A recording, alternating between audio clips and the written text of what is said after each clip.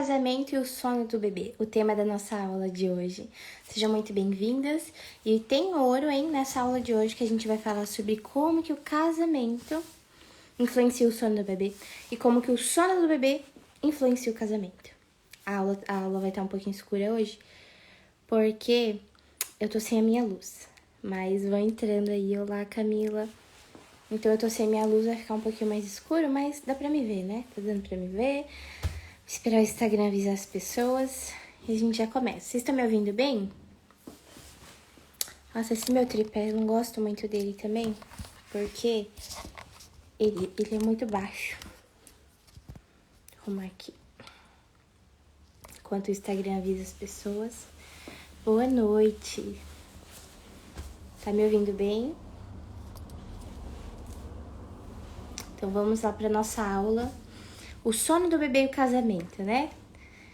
Vamos lá, essa semana eu atendi a semana toda, então eu trabalhei bastante, atendi as mães da consultoria de sono e ainda me propus essa jornada com vocês, a jornada Sonomável que a gente tá começando agora, que serão 10 dias de lives incríveis e também conteúdos pelo grupo do WhatsApp, né? Ou também o resumo da live, a gente vai colocar lá.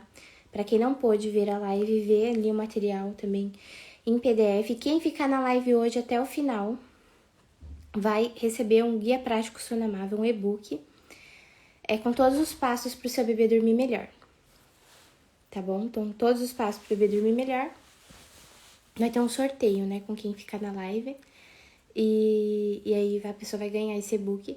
E quem assistir todas as lives, as 10 lives, vai concorrer a uma vaga na consultoria de sono. Um valor de R$1.000. Aí você vai concorrer a essa vaga. Não vai precisar pagar, né? Você vai ganhar, porque você viu todas as aulas. Então, vamos começar com o conteúdo agora da nossa jornada. Que o casamento é uma das bases, né? Da família e também para o bebê dormir bem. O casamento influencia nisso também. Às vezes você pensa que nada a ver, né? Por quê? O que tem a ver o casamento com isso? O que tem a ver, às vezes, se o casamento não tá indo bem? O que tem a ver, às vezes, se o casal tá brigando muito, se desentendendo muito? O que tem a ver isso com o sono do bebê, né? E assim, todo mundo é ser humano, né? Vez ou outra o casal discute. Não é nisso que... Não é esses episódios eventuais que vão prejudicar o sono do bebê.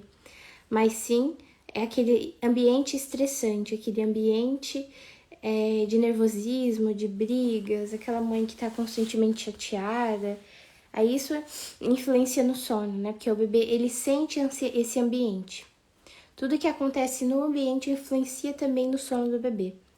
E é isso que revelou uma pesquisa, né, feita na universidade, deixa eu ver o nome da universidade aqui, de Oregon, não sei como fala, Oregon, nos Estados Unidos, né?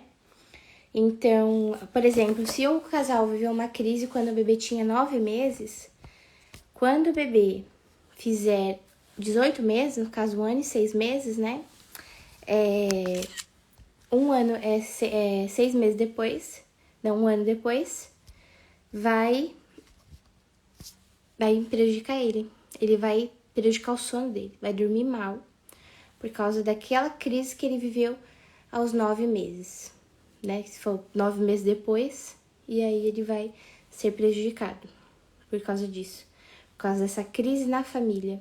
Então, é uma questão assim, que o bebê que dorme mal afeta o casamento, porque a maioria das famílias levam isso muito assim, com tranquilidade, né? Fazer uma cama compartilhada, ou então o pai dormir no sofá, a mãe dormir no chão, a criança dormir na cama e os pais no chão. Isso vai afastando o casal. Então, eu escrevi aqui o tema: o casamento e o sono do bebê. Então, as duas coisas acontecem, é um ciclo. O casal que não está bem prejudica o sono do bebê. Esse casal que briga, que tá sempre chateado, que se desentende muito. E também o bebê que não dorme bem prejudica o casamento, porque estão ambos muito cansados, aí ficam estressados, a chance de briga é maior, né? E também o casal fica exausto e afastado, né? A mãe tá muito cansada e acaba não priorizando ele cuidar do casamento. E o esposo também tá às vezes exausto e vai dormir no sofá, vai dormir no chão, ou dorme junto na cama, mas aquele bebê que tem muitos despertares. Às vezes também acontece do marido dormir bem, apagar, né, que é muito comum. Aí se vocês tiverem alguma dúvida, pode colocar aqui, tá? É muito comum, né? Não sei se vocês já viveram isso. O pai dorme a noite inteirinha e a mãe fica ali acordando várias vezes. E depois, de manhã, ele fala, nossa, eu tive uma ótima noite, dormi super bem. E a mãe olha pra cara dele assim, né? Eu também. Aí ela acordou 30 vezes e ele nem nem percebeu, né? Que ela tava acordando tanto. E aí isso também pode virar uma briga, porque ela se sente sozinha nessa luta do sono, né? Porque o pai acaba não participando ali, não dando apoio. Porque também, às vezes, ela tá em casa, né? E ele tá trabalhando. Então, ele entende assim, não, eu tô trabalhando, então eu não preciso... Eu tenho que dormir pra poder trabalhar no outro dia, não vou passar a madrugada acordado, né? Mas a mãe muitas vezes se sente chateada, porque ela não entende, né? Por que ele não consegue me ajudar se eu tô passando por essa privação de sono? E realmente, em alguns casos, é um sacrifício também que o homem pode fazer nessa fase aí da privação de sono. Até que melhore isso. Né? Que ele também ajude. Se a mãe tá exausta, ele pode também pegar um pouco da carga pra ele, né?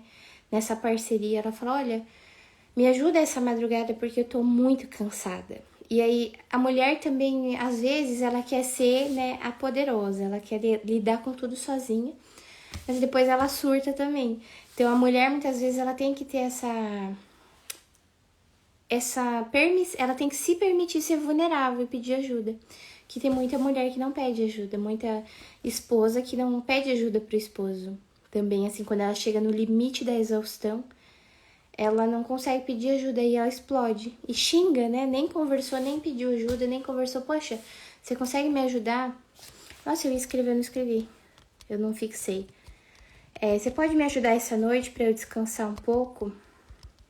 E buscando viver essa parceria. Que faz muita diferença. Eu vou fixar aqui. Aí um outro ponto então o relacionamento dos pais afeta o sono do bebê. Então se tem constantes brigas na casa, se essa casa não tá com um clima bom, aí afeta o pilar emocional do sono, que vai afetar o bebê, né? E aí depois a gente tem o sono do bebê afeta o casamento. E aí acontece também o inverso. O bebê que não tá dormindo bem vai afetar esse casamento, que vai distanciando o casal. O casal que não tem mais tempo junto. Antes no namoro, tinha ali a paixão, que depois no casamento não tem mais essa paixão, né? Se ela não for nutrida. Mas aí o casal acaba não passando tempo junto. Não tem um tempo que o casal vê um filme junto, que o casal conversa, que o casal se olha, fica junto no quarto, né? Tem um tempo de qualidade. Por quê? Porque o bebê tá sempre ali acordando a cada meia hora, a cada 40 minutos. Então, o centro ali desse casal agora é o bebê. Isso não é um problema, né? Claro, agora é uma família que tem que se doar ao bebê. Mas acontece assim, esse casamento vai se desgastando. Não, ele vai, como dizem, caindo na rotina, né? Que aí a rotina no mau sentido, porque o casal não tá se cuidando, não tá nutrindo amor um pelo outro. E vai se tornando um problema. Esse casal que não cuida do seu casamento. Porque, como eu falei até no post, que o casamento, ele é como um jardim.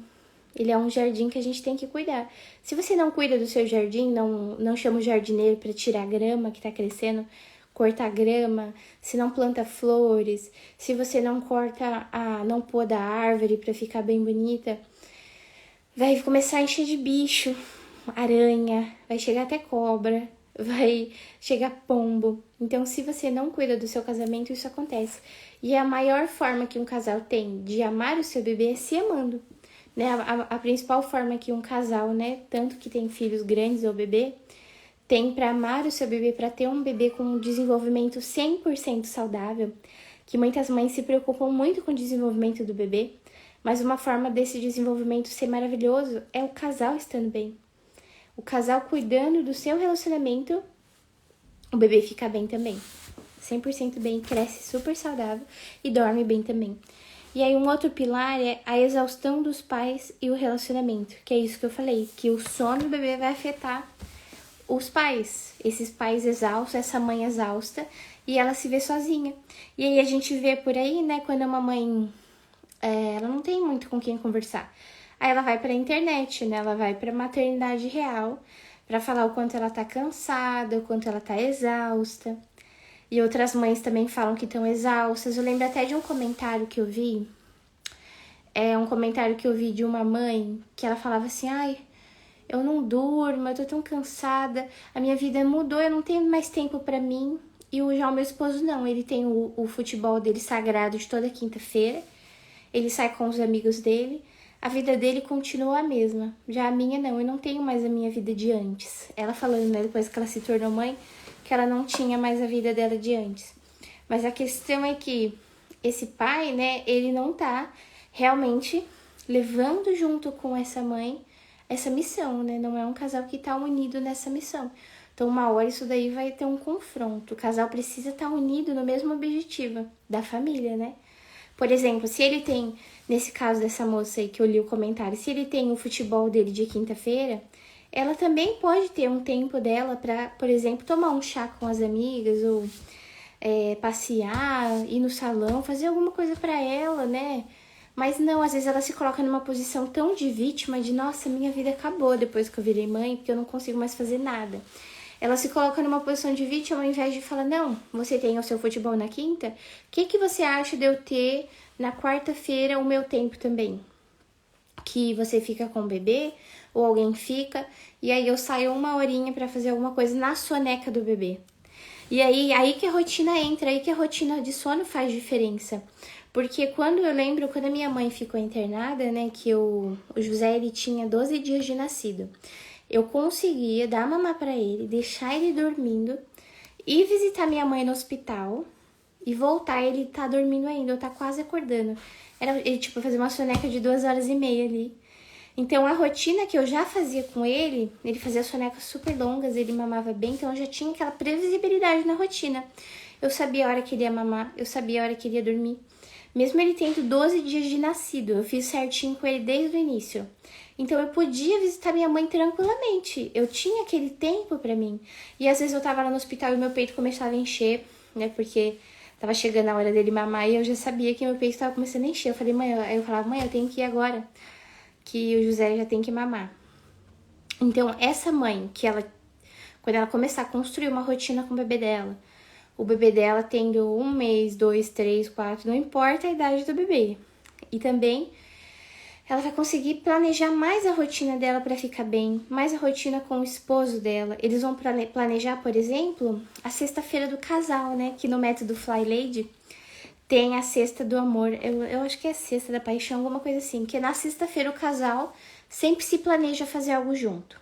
Por exemplo, depois que as crianças dormirem, vamos tomar um vinho, vamos assistir uma série, vamos conversar, vamos ficar juntos, vamos comer um chocolate. Então, esse casal, ele reserva um tempo pra ficar junto. Mesmo que talvez o sono do seu bebê ainda não esteja 100%, que você sabe que ele vai dormir às 8, vai acordar às 9, depois vai acordar às 10, depois vai acordar às 11. E aí você não consegue ter, assim, a liberdade de falar, não, agora eu vou ficar 100% com meu marido, né? Às vezes não dá ainda. Mas quando as mães passam pela consultoria de sono, eu vejo que elas começam a ter essa previsibilidade. Elas sabem que o bebê vai dormir, por exemplo, 8 e vai dormir até meia-noite. Então, ela vai ter das 8 à meia-noite um tempo dela, pra ela fazer o que ela quiser. Ficar com o marido, limpar a casa, fazer comida, às vezes, né, adiantar uma comida, estudar, trabalhar. Essa mãe, ela sabe que ela vai ter o tempo dela. Então, por isso que eu falo, rotina, você pode criar desde que o seu bebê nasce. Principalmente incentivar a autonomia de sono dele, que é natural. Então, pode ser desde o nascimento também. Você não tá de modo algum atrapalhando o vínculo entre você e seu bebê, forçando uma coisa não natural. Pelo contrário, você está garantindo todas as necessidades básicas do bebê. Então, o seu bebê vai se desenvolver cada vez mais saudável. Ele tendo educação de sono, adormecendo sozinho, tendo uma boa rotina. Mas eu sei que quando a gente tenta sozinha é muito difícil, porque as mães sempre erram. Elas vão direto pra fase da autonomia, que é a última fase do processo, né? Que nesse método que eu ensino não é a primeira fase, é a autonomia. A gente tem que passar pelas outras fases para poder dar certo. E aí, essa mãe vai conseguir cuidar do casamento dela. Porque quando o casamento vai bem, ele é um pilar, né? Ele é a rocha ali dessa família. Então, ele precisa ir bem. Mas a gente precisa ser ordenada. E o casal precisa andar junto, né? Ser uma família forte. Não é só a mãe também que tem que levar 100% da carga sozinha, né? O pai, assim, deixa eu organizar meu raciocínio. Essa geração de pais, eles estão mais presentes agora na vida dos filhos, que era uma coisa que antigamente não tinha tanto. Mas ainda, o pai precisa ter a oportunidade de ser pai, porque muitas vezes a mãe também não dá essa oportunidade. Eu lembro com o meu primeiro filho, eu só criticava o meu esposo. Se ele ia trocar fralda, eu falava, você tá trocando errado. Se ele ia dar banho, eu falava, você tá dando banho errado, você tá segurando ele errado. Eu era assim, eu achava só eu fazia certo com os bebês, né? E aí depois eu fui entendendo, não, ele precisa ser pai. Eu preciso deixar que ele seja pai e dar essa abertura também para que eu não me sinta esgotada. Então, às vezes, é a própria mãe que não dá abertura para o pai ser pai. E ela acaba levando esse peso sozinha. Assim, a maternidade, o bebê, ele precisa mais da mãe. Porque é a mãe que nutre, muitas vezes a mãe que consegue saber como acalmar. Muitas vezes a mãe coloca para dormir com mais facilidade. Só que o pai precisa fazer parte nesse processo. Porque ele é o pai, né? E tem um papel fundamental. Tanto que as pesquisas mostram que a falta do pai na vida de uma criança, ela é muito grave. A falta do pai, o que causa a maioria dos problemas aí. Porque a maioria das pessoas que são viciadas em drogas não tiveram pai presente. A maioria das pessoas que acabam indo para um caminho ruim de prostituição não tiveram pai presente. Então, e assim, o mal, ele quer acabar com a família, né? Porque a família é uma coisa muito grandiosa, muito preciosa. Então, o mal não quer que tenham boas famílias unidas e descansadas. Então, muitas famílias não querem, por exemplo, ter outro filho porque o primeiro filho não dorme, ficaram traumatizados. Aí muitas vezes o pai até fala, mas eu fiquei 1 ano, 2 anos sem dormir. Muita mãe também fala, né? E aí o pai fala, a minha esposa se afastou de mim. É como, não assim, que a criança roubou o lugar do pai. Mas é que algumas mães, elas simplesmente ignoram o marido, né? Isso acontece porque, assim, eu ouvi isso uma vez, eu achei muito interessante. É muito mais fácil, né, Paloma, a gente amar o nosso filho. Porque o nosso filho é um pedacinho da gente, né? É muito fácil amar um filho. Agora, amar o esposo, principalmente depois que passa aquela fase da paixão dos primeiros anos de casamento. Eu tô casada há 7 anos, então eu passei também por algumas fases, né, no casamento. E já são 7 anos e 8 anos juntos. Então, assim, a gente tá passando da primeira infância ali. Eu nem acredito nisso, eu acho incrível, porque o tempo passou tão rápido. E, né, no casamento ele passa por algumas fases na vida do casal. Mas uma coisa que a mãe faz, ela esquece completamente do marido. Depois que o bebê chega, é uma coisa meio que, assim, natural. Porque no primeiro mês do bebê, ela precisa dar atenção pro bebê mesmo. E, né, 100% ali pro bebê, porque ele precisa de todos os cuidados, é mais intenso. Mas ela não pode esquecer também do outro amor, do marido. Ele precisa também de atenção, ele precisa de tempo de qualidade, ele precisa também se sentir amado.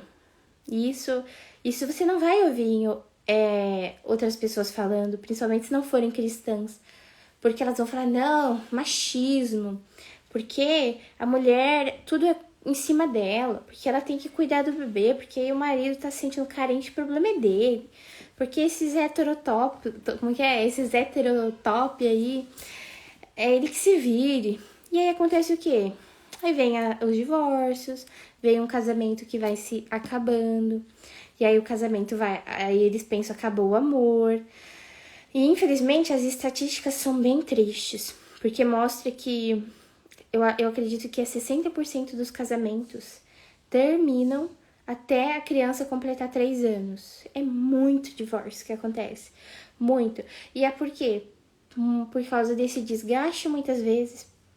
Por causa dessa família que não vive a ordem, não vive as virtudes. Sabe? Essa família que tá num ego. Cada um só olha pra si e não se doa, né? Não se sacrifica. O casamento, ele dá certo quando ele é vivido a 3. O homem, a mulher e Deus. Porque aí eles se perdoam, eles recomeçam, eles se lembram que precisam um do outro para poder dar certo. E esse é o plano de Deus para a família. Que a família fique junta e os filhos cresçam saudáveis. E aí a gente vê, né, que um casal que vive constantemente brigando, isso afeta até o sono do bebê e da criança. Porque aquele clima fica tão pesado que faz com que o bebê durma mal, tenha mais despertares. E isso por até 9 meses. Depois, por exemplo, se o casal viveu uma crise de muitas brigas, assim, na frente do bebê ou da criança, isso vai repercutir por ainda 9 meses. Então é muito tempo, sabe? Por isso que a gente tem que buscar realmente virtudes na nossa vida. E virtudes envolve rotina, envolve um sono adequado para o bebê, envolve sacrifício, envolve doação e envolve você ver o outro feliz. Porque um casal, o casal é assim, se o marido quer ver a esposa feliz, ele vai se doar por ela. Se a esposa quer ver o marido feliz, ela vai se doar por ele, vai fazer um sacrifício. Às vezes, tem até uma frase que diz que o meu cansaço...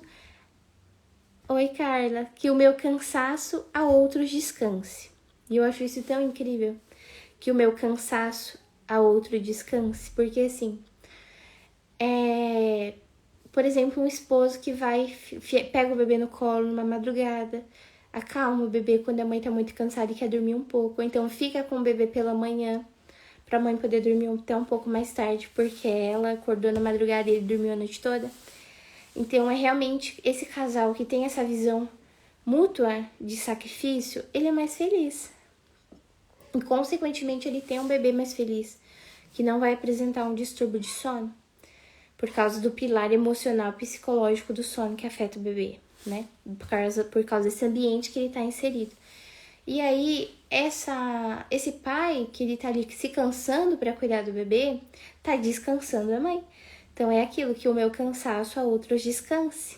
Que às vezes a mãe tá ali, né, fez as tarefas dela, tudo, que normalmente a mulher tá em casa, seja na licença maternidade, ou seja porque ela saiu do trabalho, ou porque ela trabalha em casa, e aí ela vai cuidar do bebê, cuidar da casa, ela vai fazer comida. Então, o cansaço dela tá descansando o marido dela. Porque o marido dela vai chegar, não vai precisar fazer comida, por exemplo. E ele, né, trabalhou o dia todo, então, né, em muitas realidades tá muito cansado também. E ela, como teve a oportunidade de estar em casa descansando mais, vai fazer a comida e vai se cansar para que o outro descanse. E isso é uma visão que a gente só consegue entender quando a gente deixa um pouco do nosso feminismo de lado. Que vem para trazer terror, né, pro casamento. Essa disputa de quem faz mais, de quem faz melhor, de quem se sacrifica mais, de quem cansa mais.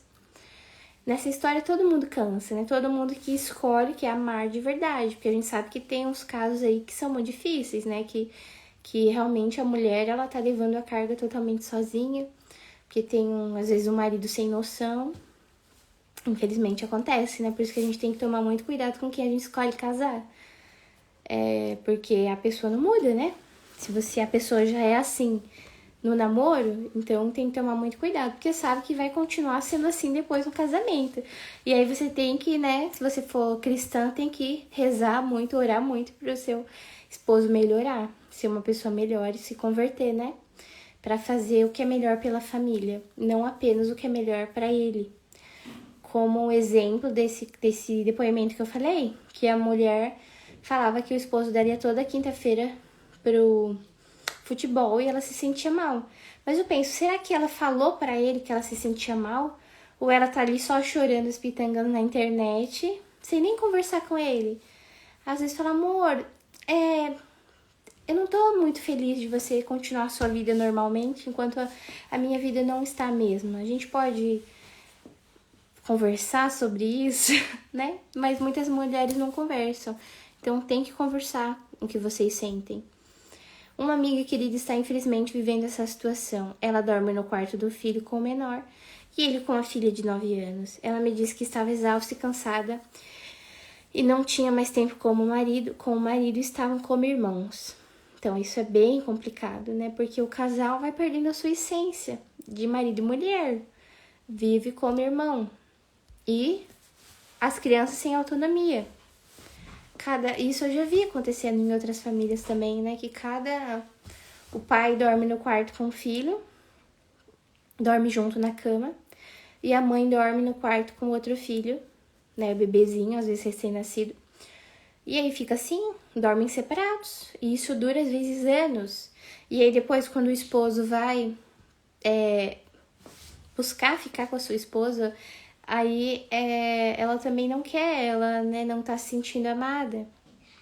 Porque também não teve toda aquela construção do relacionamento durante o dia, né? Que é tão importante pra mulher. Não teve aquele esposo prestativo, não teve aquele esposo preocupado, não teve aquele esposo que perguntou como ela estava, que fez alguma coisa pra ela, né? Dependendo de qual a linguagem de amor dessa mulher. Mas assim, o relacionamento ele tem que ser construído dia após dia. E alguém tem que dar o primeiro passo. Por exemplo, esse casal que tá vivendo essa desordem aí. Que cada um dorme com o filho. E aí eles acabam separados. E vai ficando irritado, né? O homem vai ficando muito irritado vivendo essa situação. Por causa até da questão hormonal, né? Masculina. E a mulher também vai ficando, ela sem perceber, ela tá se sentindo muito sozinha. Ela tá se sentindo meio que abandonada nessa situação. E esse casal não tem tempo pra si, né? Por causa da educação de sono dos filhos ou da falta de educação de sono dos filhos. Então eu vi isso na prática também na minha experiência, né? Que com o meu primeiro filho, eu anotei até aqui. A minha história com o Liam, né? Meu filho, que é o único que eu não fiz educação de sono na época de oportunidade. Porque eu fui fazer educação de sono com o Liam, ele tinha 3 anos. Dá certo, melhora o sono. Só que essa criança vai ficar sempre com uma sequela. É aquela coisa que a cama compartilhada, ela deixa sequelas pra vida toda da criança. Aí tem gente que fala, não tem evidência científica disso. Não tem evidência científica. Mas você vê os adultos que fizeram cama compartilhada. Você vê as crianças que têm medo de ficar sozinha. Não dorme sozinha de jeito nenhum, mesmo com 7, 8, 9 anos. Quer dormir na cama dos pais. Aí você vê aquela criança que vai já... Aumenta muito a demora pra dormir. Aumenta uma latência de sono, né? A demora pra dormir aumenta muito. Se era pra ser 20 minutos, a criança demora 40 pra conseguir dormir. Assim, desenvolvendo a autonomia com essa criança, ela vai dormir bem, né? Mas mesmo assim, vai ter todos esses transtornos aí, frutos da cama compartilhada. E eu vou contar pra vocês a minha história. Com o meu primeiro filho, a gente morava numa casa que só tinha 2 cômodos. Então, o nosso quarto era junto. O meu quarto e o do bebê, né? E assim, o quarto era bem pequenininho, só cabia uma cama, um berço e um guarda-roupa. E aí, eu tirei a grade do berço pra deixar, né, co-sleeping, como chama. Co-sleeping, né? E aí meu filho caiu várias vezes da cama, por isso que eu detesto cama compartilhada, né? Eu sou assim, eu levanto a bandeira, não faça cama compartilhada. Aí já você vai ver outras consultoras aí formadas por outras linhas, que elas vão falar, não, experimente a cama compartilhada, faça cama compartilhada, tá tudo bem, não sei o quê. Aí essa pessoa não sabe quando um bebê cai da cama, o horror que é, a tristeza que é, né? Ou então casos muito piores, como os bebês que morrem porque estão na cama.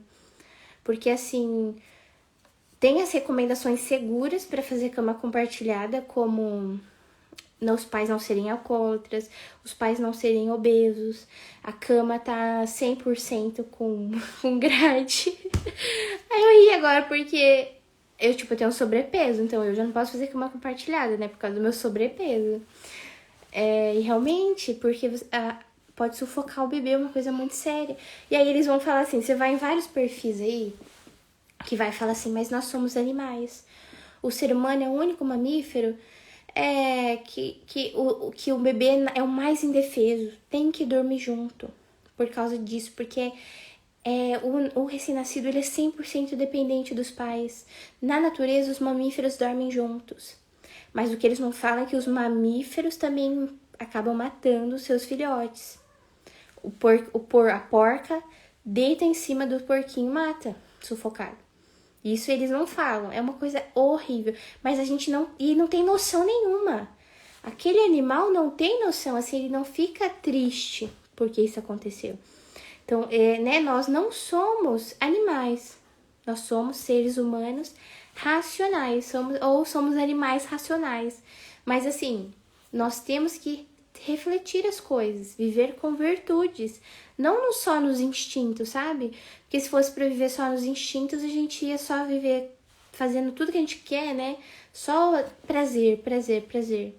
Vou comer tudo que eu quero, vou fazer tudo que eu quero, eu nunca vou me sacrificar, eu nunca posso ser contrariada. Não é assim, né, a vida. Até que idade consegue realizar a mudança para a rotina de sono com autonomia? Qualquer idade, para sempre, né? Até adulto. E assim, fazendo isso, a criança até grande começa a dormir a noite toda. O segredo é a autonomia. Só que, deu uma pausa aqui, ficam as sequelas da falta de autonomia. Se for, por exemplo, com uma criança mais velha, se você for desenvolver autonomia com uma criança de 4 anos, por exemplo, vão ficar algumas sequelas aí. Essa criança não vai ser uma criança 100% com uma autonomia maravilhosa, quando, assim, sem medo de escuro, sem medo de ficar sozinha, pode ter regressões que não aconteceria se tivesse já crescido um bebê com autonomia. Eu vejo aqui diferença pelos meus filhos e a diferença do Liam, que eu tava contando a história dele, né? Que ele não teve autonomia. E eu via que, assim, a gente dormia junto, né? E aí o casamento ficava assim, a gente não podia falar no quarto, a gente não podia ter mais a nossa liberdade de antes. E pra mim aquilo não era um problema, na verdade, porque tinha meu bebezinho ali. Mas eu vejo que isso influencia muito. E aí depois que ele cresceu, em algumas regressões que ele teve, ele vinha pra minha cama, ou ele não queria dormir sem ser na minha cama. E isso prejudicava também o casamento. Porque a gente podia ter um momento ali nosso de love, mas não podia, porque tinha um filho que queria dormir junto e ficava chorando, desesperado. E aí depois era aquele estresse pra ele não dormir junto, que eu falei, não vai dormir junto. Mas ele queria dormir junto, eu falei, não vai, você vai dormir na sua caminha. E assim, quem vive essa situação sabe que prejudica o casamento, você sabe. Tem até uma mãe que acompanha na minha consultoria de sono, que ela vive essa situação. O filho dela, se acordar de madrugada, vai pra cama dela. O casal não pode ter mais aquela privacidade, porque sabe que pode ter sempre uma criança na cama. Se o casal tiver o mínimo de pudor, ele vai se tocar, né? Vai, né, ter pudor. Mas assim, é bem complicado. Porque afeta o casamento, sim. Aí tem gente que vai falar que não, né? Principalmente os defensores da cama compartilhada. Mas assim, esse assunto é bem complexo, porque esse pessoal que quer aí, como se fosse assim, incentivar tanto a cama compartilhada, tem algo muito ruim por trás. Que envolve uma coisa muito ruim, que eu acho que eu nem posso falar aqui, que eles querem legalizar no mundo, né? Que é muito triste. E é por isso que eles querem que as crianças se acostumem a dormir com adultos. Se acostumem a estar na cama com adultos, sabe? É uma coisa bem complexa, assim. Então, a gente que pensa na moral e nos valores, se você olhar um pouquinho assim, você vai ver que não tá certo. Se você refletir um pouco, sabe? Que a cama dos pais tem que ser dos pais, Cada criança tem que ser a sua caminha, o seu cantinho, né? De preferência, quartos das meninas, dos meninos, mas se não tiver, então cada um tem o seu cantinho, né? Evitar dormir junto. Por uma questão, assim, de bons modos, né? Enfim. Aí, então, fique claro que criança que não dorme bem vai, assim, afetar o casamento para sempre. Porque não melhora com o tempo. Vai crescer a criança ali sem autonomia e vai querer sempre pra cama dos pais. Então, não melhora. Quanto tempo que eu já tô falando aqui? Gente, eu tô cansada. Que já é quinta. Acho que sexta-feira que a minha energia faz assim, ó.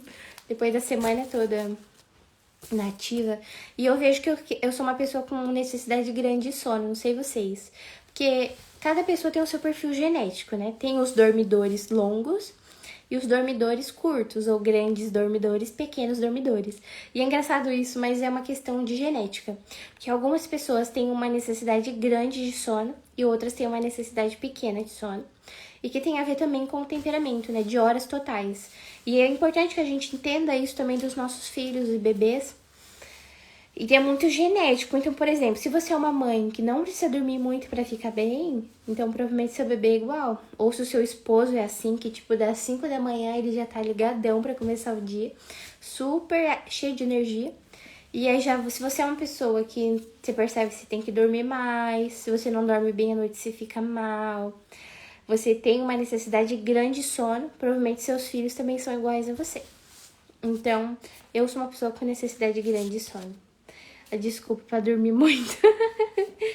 Então, e aqui um outro ponto que eu anotei foi criando uma nova rota e novos hábitos. Eu falei até agora dos problemas e como eles afetam o casamento, mas eu não quero assustar ninguém, porque tem solução, tá?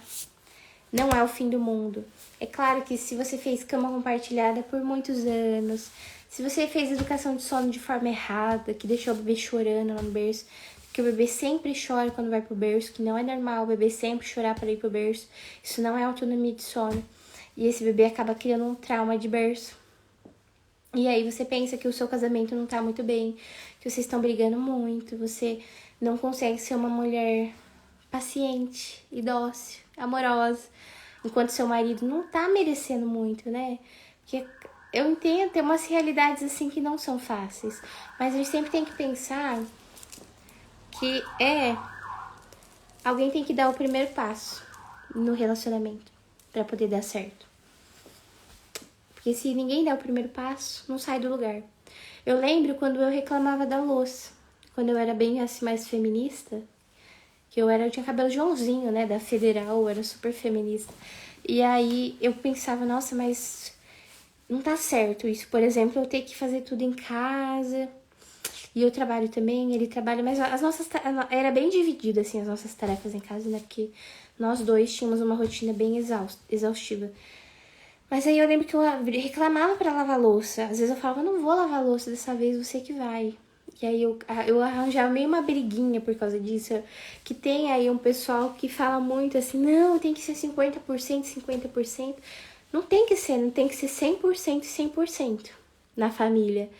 A mãe se dedica 100%, o pai se dedica 100%. O que eu acho mais difícil da autonomia é o processo.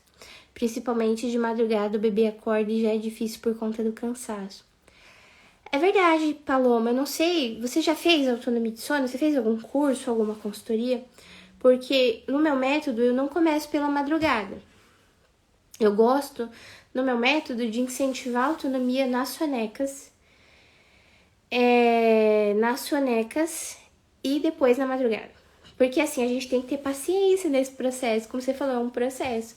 Porque conforme o bebê desenvolve autonomia nas sonecas, ele vai parar de acordar na madrugada. Eu acredito nisso. Mas depois, se não parar, deu um mês, aí não parou, ou não diminui os despertares, aí realmente tem que aplicar na madrugada também. Mas eu vejo que a maioria não precisa, a maioria melhora a madrugada também. Ele vai aprendendo a voltar a dormir.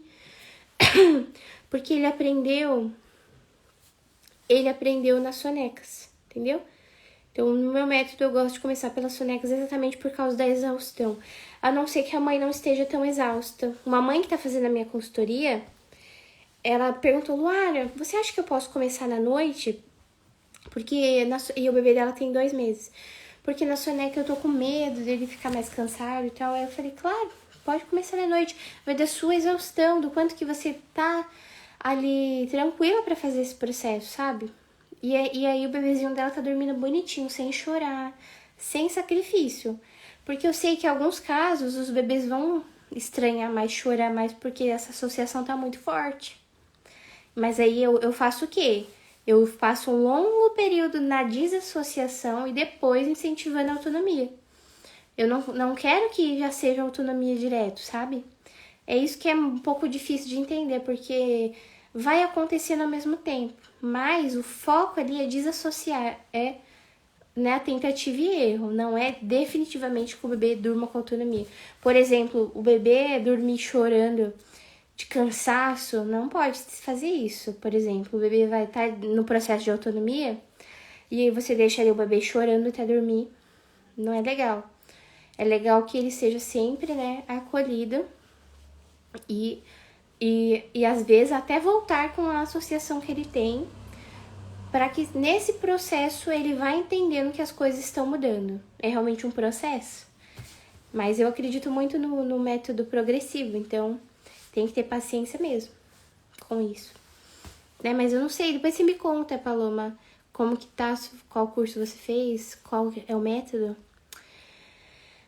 Como mudar a mentalidade disso? A questão de a relação com o esposo e tarefas domésticas. Assim, é uma coisa assim, a gente tem que entender, Carla, que o feminismo tá muito poluído na vida de todas nós, porque o feminismo não é uma coisa boa, que veio para garantir o direito das mulheres, não é isso. Uma coisa bem mais complexa. Tudo isso faz parte de um plano, né, para destruir as famílias. Então, a gente tem que entender qual é a nossa missão, a nossa vocação.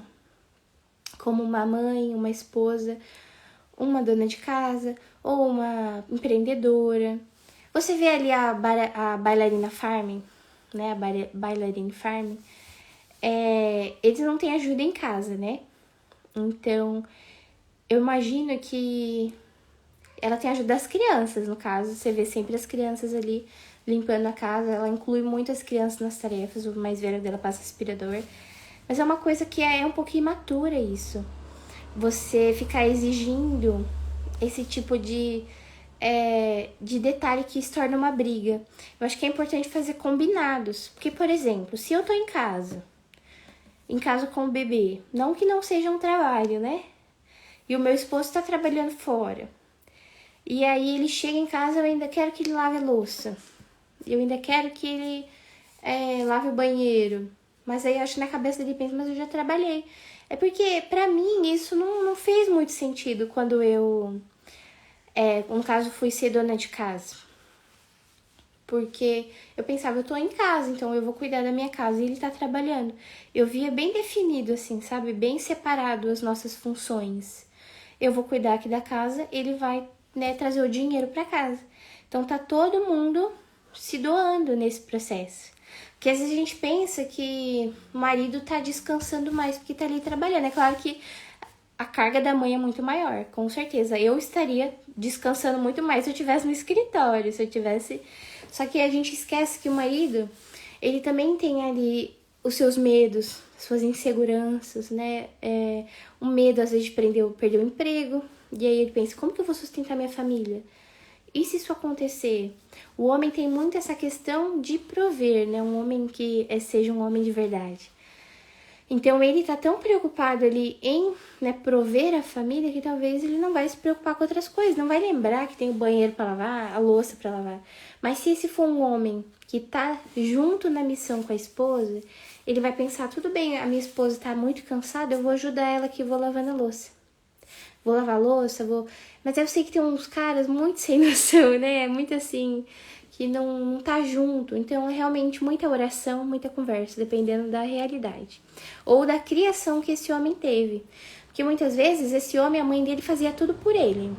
E aí você casou com ele, e você sabia disso, que ele não fazia nada na casa dele, ele não colocava nem a comida no prato. E aí, tem muito disso, de você saber com quem você casou, e do quanto vocês estão abertos à conversa. para que tudo se equilibre aí no relacionamento. Primeiro temos que mudar primeiro, e aí o outro, vendo a nossa mudança, vai mudar também. É exatamente isso que eu vejo. Em lavar a louça, a gente vai servindo o Senhor, servindo a Deus. Mas essa questão da mentalidade,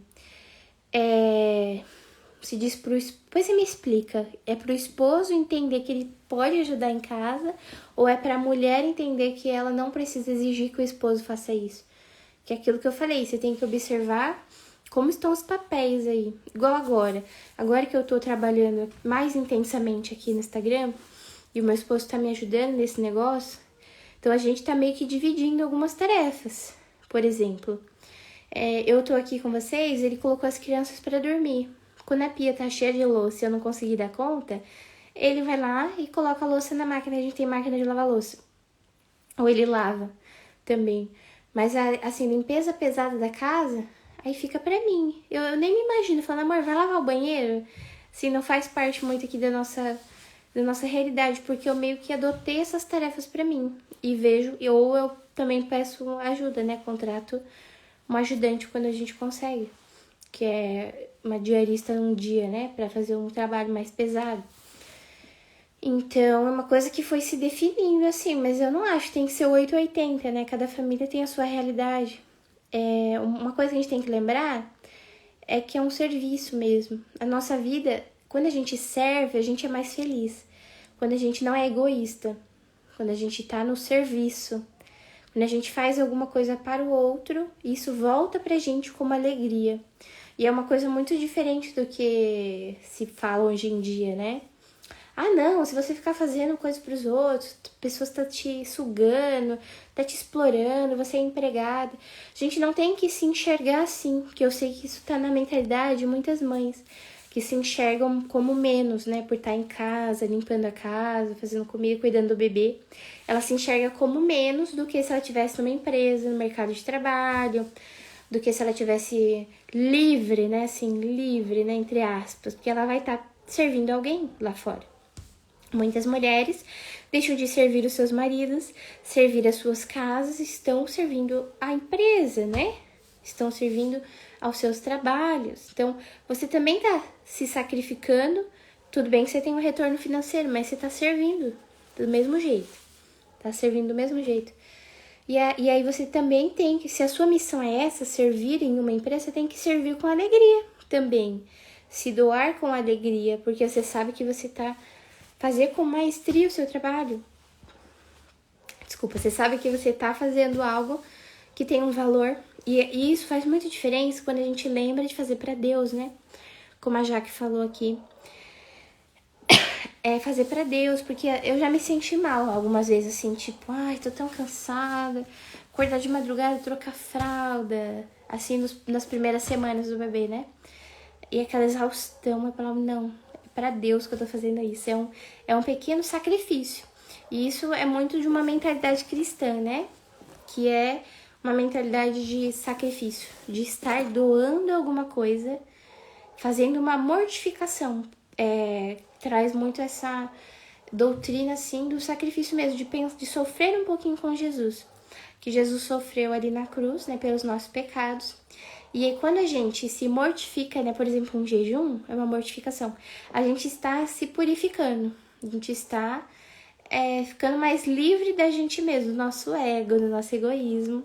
E aí a gente está carregando ali nossa cruz e depois vem a glória, né? Mas essa questão de servir, ela é muito interessante, porque eu já senti às vezes, assim, que eu acho que o meu esposo não costuma sentir isso, tipo, eu tô fazendo uma coisa por ele, pra Deus, mas eu sinto mais em relação às tarefas da casa. Eu vou limpar o chão aqui, eu não queria limpar esse chão, mas eu vou fazer por Deus, né? Eu vou fazer pra agradar a Deus. Eu tô muito irritada hoje, nossa vontade de sair gritando com as crianças, fazendo não sei o que, mas eu vou manter a calma e vou pedir forças pra Deus, porque é para Deus. E viver assim os nossos dias com mais espiritualidade, né? Faz muita diferença, muito, muito, porque a gente consegue dar sentido às coisas. A missão da família é muito grandiosa. Uma família que realmente tá ali num propósito sério. Uma família que tá buscando virtudes. Não, o que é virtudes? É fazer o bem. Ao contrário dos vícios, por exemplo, a preguiça é um vício. Talvez o marido ali, ele tá vivendo o vício da preguiça. Ele tá se entregando à preguiça, ele acha que a mulher tem que fazer tudo por ele porque ele é o bonzão. Então isso não é certo, ele está na preguiça, né? Ele não tá sendo virtuoso. Ao contrário aqui do meu marido, é um homem virtuoso, né? Por mais que ele não seja perfeito, né? Todo mundo tem defeito.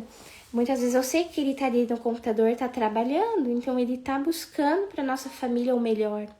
Então ele tá fazendo o papel dele e eu tô fazendo o meu. Então é muito assim da admiração que a gente tem que ter pelo nosso cônjuge, né?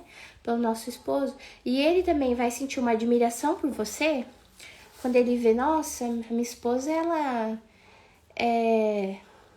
ela faz muito por mim, pela nossa família. Ela faz tanta coisa em casa, ela ainda cuida bem do bebê, faz educação de sono, faz rotina de sono, ensina o bebê a dormir. Ela ainda faz comida boa, ela ainda me dá atenção à noite. Meu Deus, essa mulher, eu não troco ela por nada. Mas não é fácil, né, ser essa mulher. E eu não tô falando que a gente tem que querer ser essa mulher perfeita, porque é muito difícil mesmo. Mas se a gente fizer cada coisinha com amor, aí a gente vai colher um bom fruto disso, né? Sem ansiedade, porque eu sou ansiosa, não sei vocês, mas o meu temperamento é um temperamento ansioso, então eu quero fazer tudo, né? E acaba não fazendo nada certo. Então tenta fazer uma coisa de cada vez. Por exemplo, eu vou fazer aqui. A gente tem que lembrar das nossas prioridades também. Primeiro Deus, né? Como assim primeiro Deus? Como que eu faço isso na minha rotina, Lara? Se eu nem durmo, como que eu vou pensar primeiro em Deus? É você assim, primeiro você faz uma oração, acorda, faz uma oração. Pede força para Deus, cuida da sua espiritualidade, respira fundo, oferece o seu cansaço para Deus também, né? Fala, Senhor, eu tô muito exausta hoje, eu não sei como eu vou dar conta, mas eu peço a sua ajuda, a sua providência. E aí Deus sempre ajuda, porque tem uma palavra que diz: a minha força se aperfeiçoa na sua fraqueza. Quando eu sou fraco é que eu sou forte, né? Eu acho que é de São Paulo. Eu não lembro. Mas aí, é isso. A gente tem que estar em constante oração para conseguir. Porque se na maternidade a gente não tiver essa visão de céu, aí a gente se torna igual as mães da maternidade real, que só reclama, que acha tudo ruim, não vê sentido algum em ser mãe, não consegue enxergar a bênção que é ser mãe. Mas a gente tem que buscar a visão de céu mesmo, porque sem essa visão a gente cai no egoísmo, que é o que? Só pensar na gente. Não, porque eu preciso estar bem, eu preciso dormir, porque eu, tudo é eu. E aí eu nunca tô feliz também. Essas mães da maternidade real, do eu, que elas só olham pra elas nunca olham que elas estão se doando por uma vida, por uma alma, por um casamento, por uma família.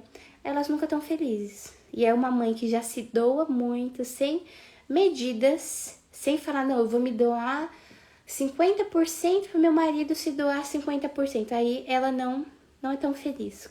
E aí, nem lembro o que eu tava falando. Fugiu da minha cabeça, mas enfim. É preciso ter essa visão de céu na rotina. E a sequência eu tô falando da ordem, né? Primeiro Deus, depois você vai olhar para sua família, para as pessoas. Então a gente tem as pessoas, os filhos, o marido, porque às vezes a gente tá nessa correria doida, a gente não, vou cuidar aqui da casa, vou arrumar tudo, limpar tudo, e deixa a rotina das crianças de lado, não coloca o bebê pra dormir, que tem que dormir, não faz a comida pra criança, pro bebê, deixa o bebê na tela, aí ela vai ficar no Instagram rolando Reels, e aí acabou a ordem, vai ficar no celular hipnotizada. E no fim ela vai falar que ela não dá conta, vai se sentir super chateada com ela mesma. Mas se ela olhar primeiro para a ordem, primeiro Deus, depois as pessoas, eu vou cuidar aqui dos... Eu penso assim na minha rotina, eu sempre vou atender as necessidades básicas das crianças. Vou dar comidinha, colocar para dormir na hora certa, na janela de sono certa. eu vou dar uma atençãozinha aqui, eu vou fazer atividade aqui. Depois que eu dei atenção para elas, aí eu vou pegar o celular, vou atender as mães que eu atendo na consultoria de sono, que por sinal, tenho vaga ainda para consultoria de sono. E aí eu vou fazer o que mais? Depois eu vou limpar a casa, trabalhar, né? Trazer conteúdo aqui pro Instagram, vou preparar uma aula. Então, com as prioridades ordenadas, a gente sente mais paz, né? Por exemplo, nesse dia de hoje, a minha casa tá toda bagunçada, porque com 4 crianças dificilmente vai ficar 100% arrumado. A não sei que você seja muito organizadinha, né? E muito rígida com as crianças, que é ótima, né? Mas eu não sou muito assim. Então, acaba que fica meio bagunçado. Mas, assim, com as prioridades certas, tudo encaminha melhor. Porque as crianças vão dormir cedo, você vai ter tempo com o seu esposo, que vai ficar feliz.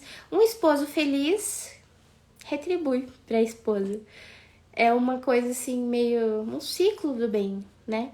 Agora, um esposo chateado, aí a esposa fica chateada, e aí a esposa desconta nos filhos, que não deveria, né? Porque eles não têm culpa de nada, mas acaba que eles sentem esse casal que tá em desequilíbrio influencia na criança.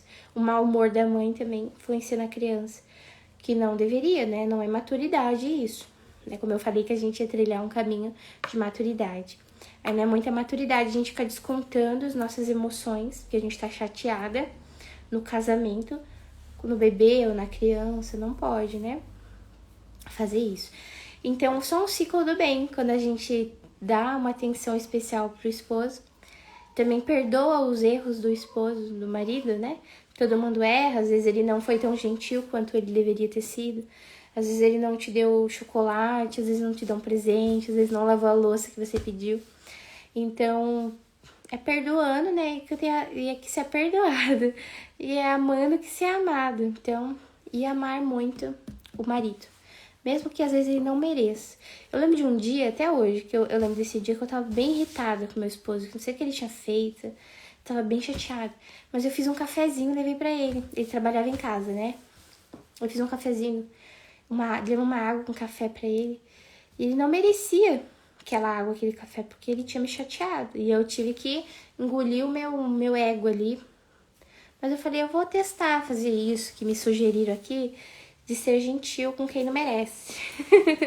E aí, depois ficou tudo bem, sabe? Não era nada grave. E aquilo me fez bem, eu ter, né, servido o meu esposo, mesmo ele não merecendo. E aí se torna um ciclo do bem, porque quando você trata bem o seu esposo, ele te trata bem, e aí a família fica feliz e saudável, e o bebê fica dormindo bem, sempre. E é isso mesmo, Paloma, vamos dar conta diante de Deus da nossa família. E isso, primeiro temos que mudar. Mas faz muita diferença, gente, essa visão de céu na nossa vida, essa espiritualidade. Eu sei que às vezes é difícil ter fé. Eu lembro que teve uma época que eu não tinha muita fé. E aí eu pensava, Deus, como que eu vou ter fé? A fé, a gente tem que pedir pra Deus, pra aumentar a nossa fé.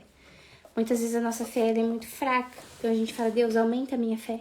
E ele aumenta, porque a fé é um dom, é uma virtude, que eu não me engano, teologal. Então é uma virtude que vem de Deus, né? Uma virtude que não é nossa. Obrigada, gente. Então é isso, eu já tô falando aqui, ó. Quanto tempo? 58 minutos, olha, quase 1 hora de live. Então, muito obrigada a vocês que ficaram aqui comigo. Eu vou tirar um print aqui pra ver quem vai ganhar esse e-book, hein? Vou sortear e aí eu mando no direct, tá? Pra você que foi sorteada. E aí eu peço o seu WhatsApp pra você receber eu te mando o material lá do e-book. E quem ainda não participa da consultoria de sono, quiser participar, fale comigo pelo direct. E agora tem também a opção de uma consulta avulsa sem acompanhamento, que ela é mais acessível. Obrigada, Ravena. A Ravena, ela tá na consultoria, viu? Ela já tá avançando bastante. O bebezinho dela, o Anthony, nome chique, o Anthony tá indo super bem na autonomia de sono, aceitando o berço, dormindo bonitinho. Agora, os despertares vão diminuindo ao longo do processo, né? Não é uma mágica, é realmente um processo que exige paciência, mas não é um processo longo também, né, gente? É uma coisa que funciona, assim, as melhoras vão acontecendo dia após dia.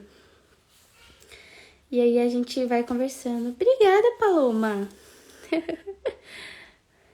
Vamos todas olhar para Jesus, né? Que ele vai nos mostrar o caminho a seguir, o melhor caminho. Essa vida mesmo não é fácil, né? Muitas lutas, mas vai dar tudo certo. E os bebezinhos, dormir mal não é uma luta que a gente precisa ter. Vocês sabem que eu sempre falo aqui, né? Que o dormir mal não é uma luta, é um sofrimento que a gente precisa viver nessa terra. Muitos, assim, não vou falar todo mundo, talvez algumas pessoas possam ter que dormir mal. Mas a maioria dos bebês tem toda a capacidade de dormir bem, dormir a noite toda, porque é fisiológico, é natural. E às vezes a gente fica achando que normal não dormir, que é um sacrifício que eu tenho que passar mesmo. E não é. Se o seu bebê tem mais de um mês, não é. Isso vai trazendo desordem para a família, né? Vai prejudicando o casamento. Aonde que se pensa que Deus vai querer que o seu casamento fosse prejudicado? Obrigada, Ravena. Eu também queria ter sabido dessas coisas com meu primeiro filho. Mas infelizmente eu não soube também. Fiz muita coisa errada, né? Com meu primeiro filho. Tanto na educação dele, quanto no sono. Então tem coisas que a gente tem que estudar, que a gente tem que buscar aprender pra gente não olhar no futuro e falar, nossa, como que eu não comecei antes? Como que eu não aprendi isso antes? E eu a mesma coisa, eu demorei pra ter esse despertar de entender que a autonomia de sono era uma coisa natural. Não é uma coisa que é antinatural, que vai prejudicar o desenvolvimento do bebê, que vai prejudicar o relacionamento da mãe com o bebê. Tem nada a ver. É totalmente coisa natural que o bebê só dorme, né? Só dorme bem, só que alguns bebês precisam de ajuda para desassociar, né? Porque acabou criando hábitos de sono e aí prejudica o sono dele. Como eu sempre falo, o bebê dorme bem é o bebê que tem autonomia. Ou que tem um mínimo de autonomia, e mínimo, nem que seja um pouquinho. Ou não tem hábitos fortes de sono, porque senão ele não vai dormir 100% bem quanto ele poderia, tá? Mas aí é isso, gente. Muito obrigada, Deus abençoe vocês. Então até amanhã. Amanhã nós temos outra aula. Estaremos aqui ao vivo amanhã de novo. Convide uma amiga, fala para ela se inscrever na jornada. Depois eu vou enviar esse material, né, da nossa live de hoje lá no grupo do WhatsApp. Vamos seguir a nossa jornada. Amanhã eu vou falar um pouquinho sobre uma rotina de sono milagrosa, que faz todo bebê dormir, tá? Rotina de sono milagrosa. Amanhã tem mais. Obrigada, gente. Beijo.